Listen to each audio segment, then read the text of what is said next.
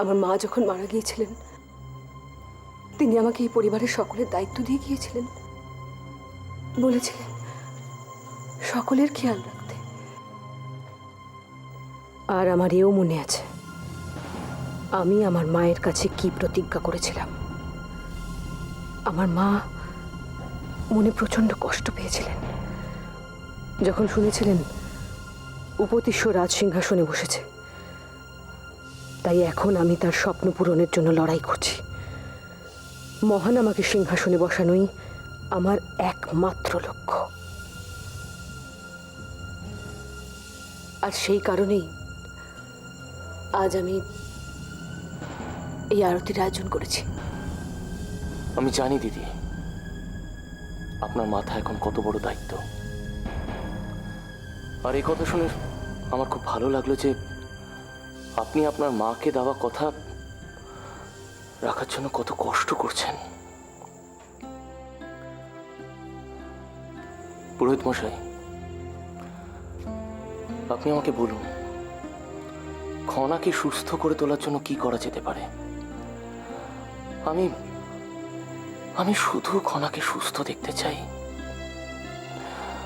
সে যে উপায় হোক, আপনি শুধু আমাকে বলুন, আমায় আদেশ করুন, আমি তার জন্য যে কোনো ঝুঁকি নিতে প্রস্তুত।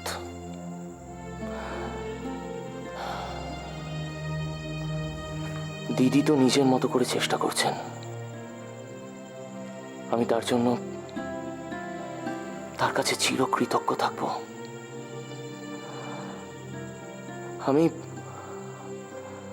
আমি চিরকাল দিদিকে নিজের মতো করে দেখেছি, আপন করে দেখেছি, কোনোদিনও পর ভাবতে দিইনি। আর কোনোদিনও যদি আমি দিদিকে নিজের থেকে আলাদা করে দেখি, ভগবান করুক আমার যেন মৃত্যু হয়। আমি জানি উপদেশ, তুমি চিন্তা করো না। খনামার জন্য যা করতে হয় আমি করব। তার জন্য যদি আমার মৃত্যু হয় তাও ভালো।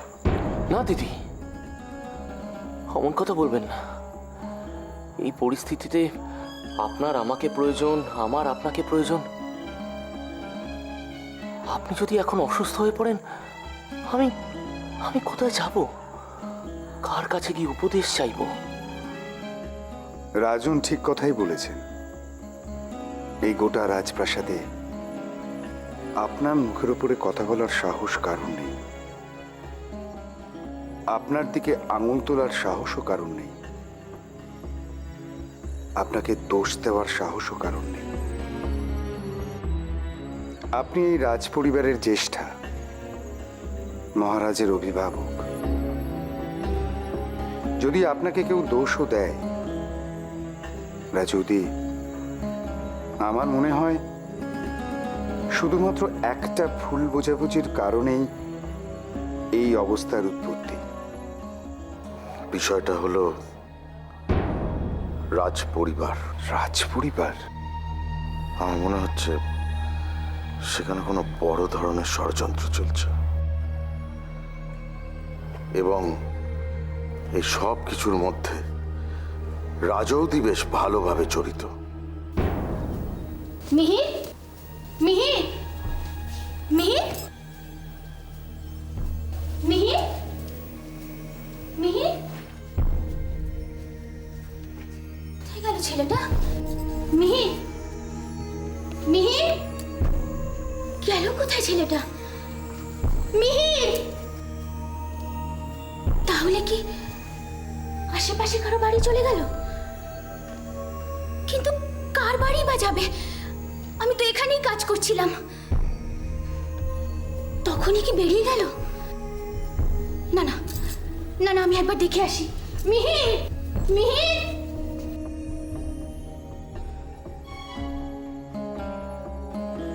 আমি জানি উপদেশ, ঐশিকার সঙ্গে যা হয়েছে তা খুবই অন্যায় হয়েছে। আমি নিজেও এটা একেবারেই মেনে নিতে পারছি না। যে কোনো মানুষই এইরকম পরিস্থিতিতে মানসিকভাবে একেবারে ভেঙে পড়বে, এটাই স্বাভাবিক। আর ঐশিকার ক্ষেত্রেও সেটাই হয়েছে।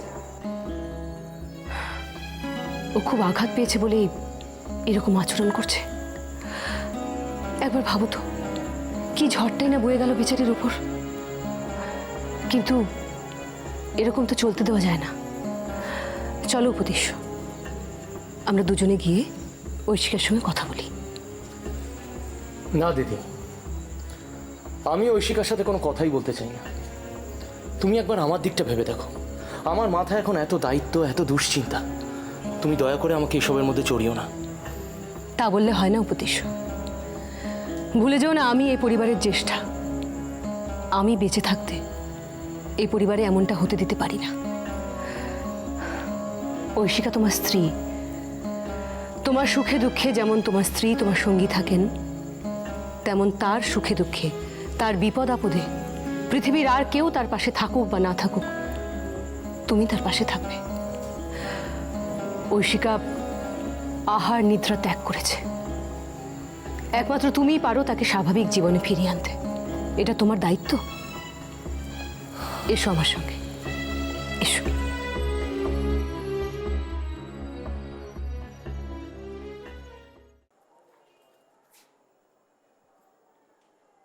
মিহির,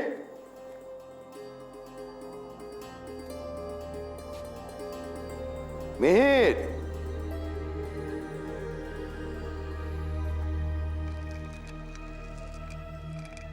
রেবতী, রেবতী। আপনি এসে গেছেন? মিহিরকে কোথাও খুঁজে পাচ্ছি না। সে কি, খুঁজে পাচ্ছ না? এর মানে কি? আমি জানি না, আমি কিচ্ছু বুঝতে পারছি না। আমি সব জায়গায় খুঁজে এসেছি, প্রতিবেশীদের বাড়ি অবধি খুঁজে এসেছি, কোথাও নেই।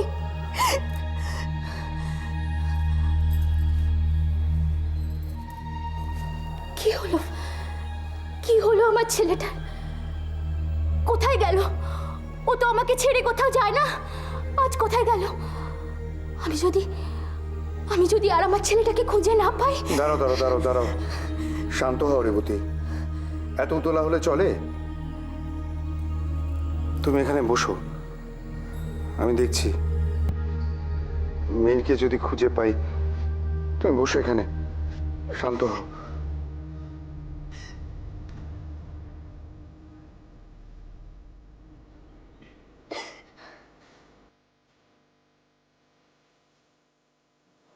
মিহির,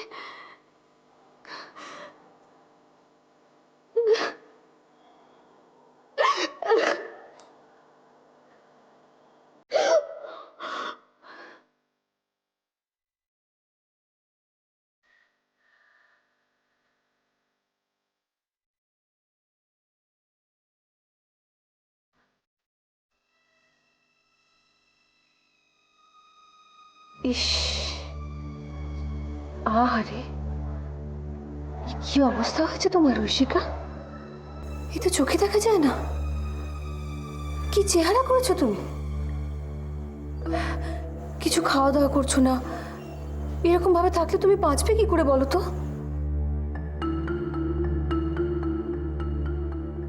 উপদেশ, তুমি ওকে বোঝাও। এখন যদি ওর বাপের বাড়ি থেকে, মানে সুমাত্রা থেকে লোক আসে, তারা কি ভাববে? তারা তো ভাববে যে আমরা ওর যত্ন করি না, ওকে দেখাশোনা করি না। যথেষ্ট হয়েছে। আমার সহানুভূতির কোনো প্রয়োজন নেই। আর আমার বাপের বাড়ির লোক, তারা এলে বুঝবে আমি এমন একটা ভুল করেছি যেই ভুলের জন্য আমাকে ক্ষমা করা হবে না। ছি ঐশিকা, এরকম অভিমান করলে চলে? তুমি যদি নিজের শরীরের এরকম ক্ষতি করো, আমাদের কত খারাপ লাগবে বলো তো? নিজের শরীরের যত্ন নিতে হবে। নাও নাও, প্রসাদ খাও। নাও, কি হলো? নাও।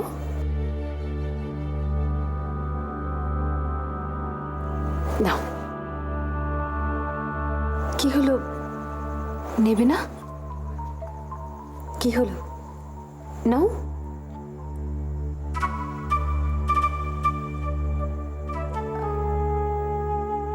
নেবে না?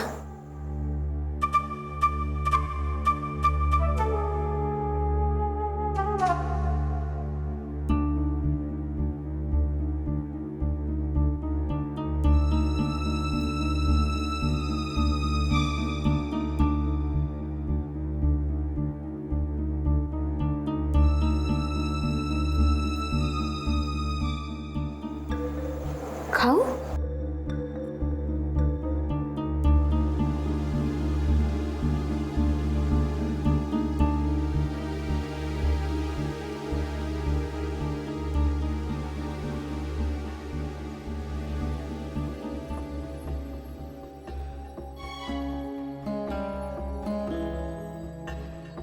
দেখেছো উপদেশ, তোমার বউ আমাকে বিশ্বাস করে না। এতটা অবিশ্বাস যে আমার হাতে খায়ও না। এই দুঃখ আমি কোথায় রাখি বলো তো? এদিন দেখার আগে আমার মৃত্যু কেন হলো না? আচ্ছা, আমি যদি তোমাকে খেয়ে দেখাই, এই দেখো।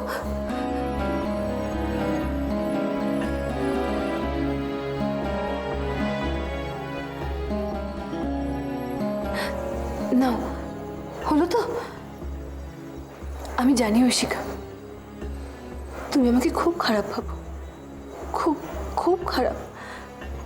কিন্তু বিশ্বাস করো, আমি এতটাও খারাপ নই যে তোমাকে বিষ খাওয়াবো।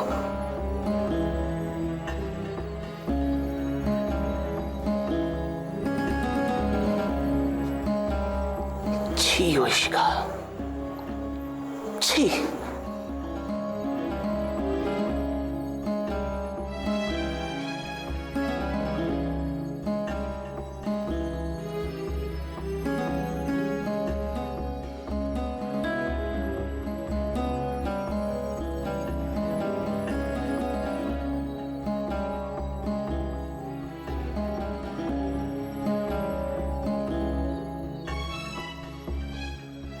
দেখেছো ঐশিকা, তোমার স্বামীও আর তোমাকে ভালোবাসে না।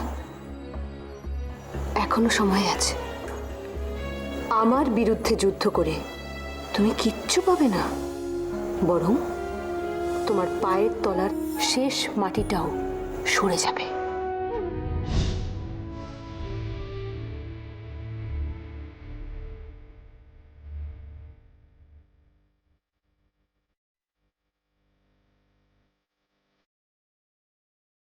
আমি এখন কোনো কথাই বলবো না।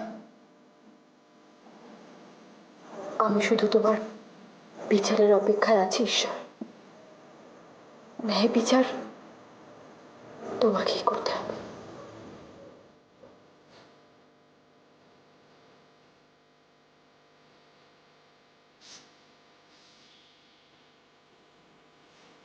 চারিদিকে তো খুঁজে এলাম, কোথাও মেয়েকে পাওয়া গেল না। কোথায় যেতে পারে? পাঠশালা আর বাড়ি ছাড়া মেয়ে তো আর কোথাও যায় না। আমি জানি আমি আর কোনোদিন আমার ছেলেটাকে দেখতে পাবো না।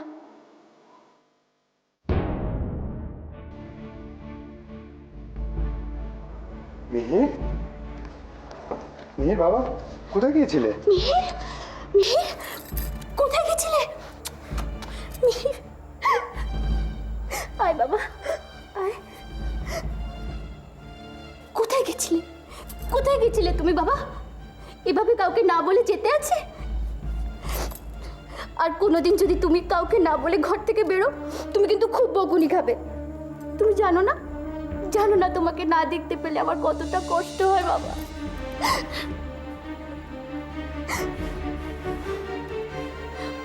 এ কি? এগুলো কি মিহি? দেখি।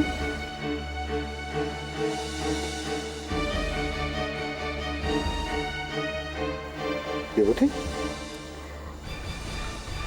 এ তো আঁকার জিনিসপত্র। মিহির আবার কবে থেকে আঁকা শুরু করলো রেবতী?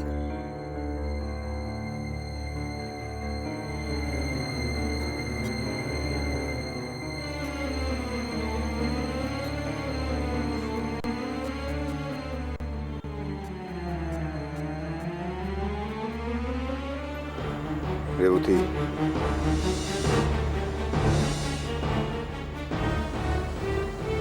মেয়েকে একটু একা নিজের মতো ছেড়ে দাও। হয়তো এই সমস্ত কিছু ওকে কোনোভাবে সাহায্য করবে।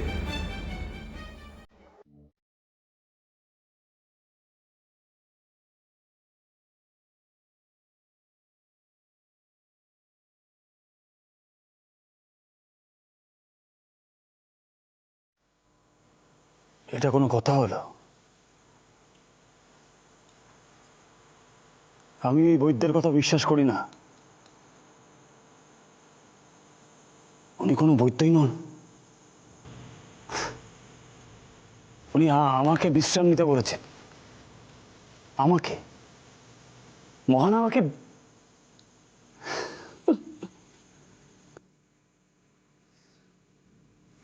এই বৈদ্য অনেক বড় বৈদ্য। এখানে ওনার অনেক নাম আছে। আর তিনি যদি আপনাকে বিশ্রাম নেওয়ার কথা বলে থাকেন, তবে সত্যিই আপনার এখন বিশ্রাম নেওয়া উচিত। ওনার কথা অমান্য করবেন না। বিশ্রাম শুধুমাত্র শিশু এবং নারীদের প্রয়োজন,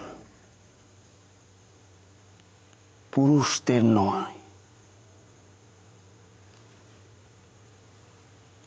আমার মাথার উপর অনেক দায়িত্ব আছে, অনেক কাজ বাকি পড়ে আছে আমার। আমাকে সেগুলো সম্পন্ন করতেই হবে। এভাবে এখানে